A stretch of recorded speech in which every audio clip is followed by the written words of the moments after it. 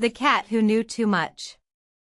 Mia lived in a small apartment with her ginger cat, Whiskers. She worked at a local bookstore and loved quiet evenings with a book and her purring companion.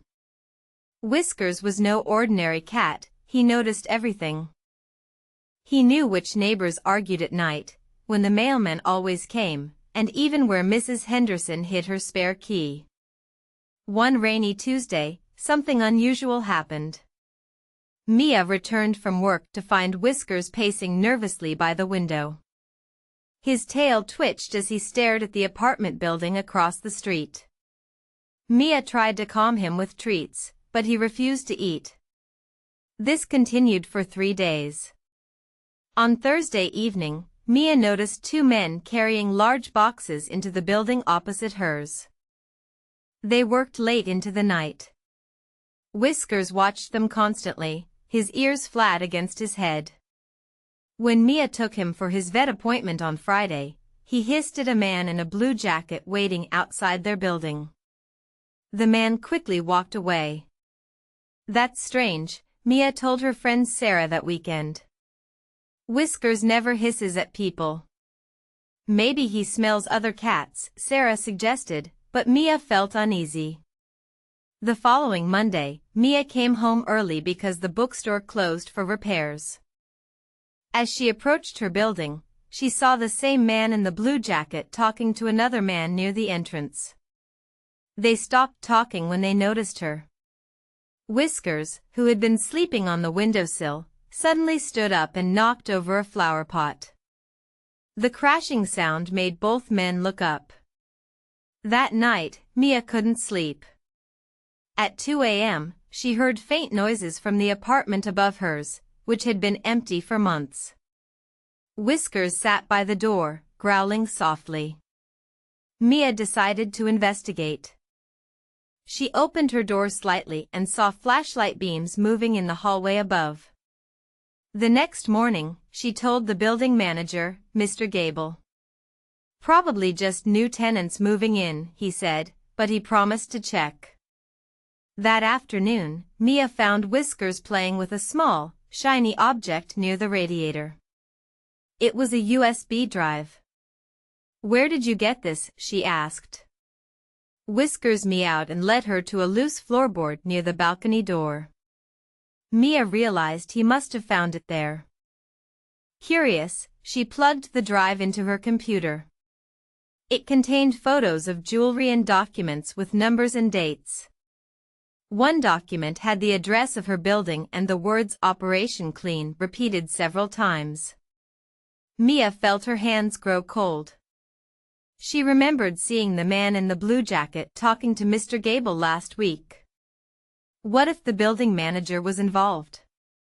She couldn't go to the police without proof, but she needed to know more. For the next 2 days, Mia and Whiskers became detectives. She took photos of the suspicious men coming and going from the building opposite. Whiskers helped by alerting her whenever someone unusual approached their apartment.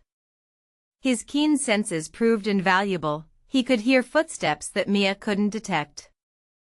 On Wednesday, Mia noticed the men loading boxes into a van late at night. The boxes seemed heavy despite being labeled kitchenware. She saw one man carefully place a small box in the van's front seat instead of the back. The next day, Mia pretended to be sick and stayed home. She watched the opposite building all morning. At noon, she saw Mr. Gable enter the building carrying a briefcase.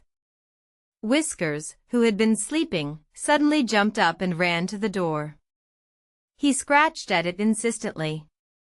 "What is it, boy?" Mia asked. Then she heard it, faint scratching sounds coming from her own apartment walls. Whiskers led her to the bedroom closet. Behind her winter coats, she found a small ventilation cover that was loose. When she removed it, she saw several small bags filled with what looked like expensive watches and rings. Mia's heart raced. She realized the thieves were using the empty apartments in both buildings to hide stolen goods. The USB drive must have fallen during one of their operations. Whiskers had known something was wrong all along. She needed to act quickly. Mia took photos of everything, then carefully put the items back. She contacted Sarah and explained the situation. "Meet me at the police station in 1 hour," she said. "If I don't show up, call them yourself." Mia put the evidence in her bag, including the USB drive. Whiskers rubbed against her legs, purring loudly as if encouraging her. She gave him an extra treat before leaving. "Wish me luck, clever cat," she whispered. As Mia left her building, the man in the blue jacket approached her.